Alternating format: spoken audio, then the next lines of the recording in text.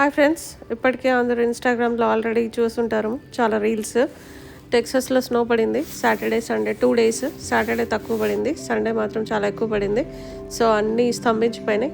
So ఎవరు బయటకు రావట్లేదు, అందరూ ఇళ్లల్లోనే ఉండి దీని వ్యూ ఎంజాయ్ చేస్తున్నారు. టెంపరేచర్స్ మాత్రం చాలా డ్రాప్ అయిపోయినాయి.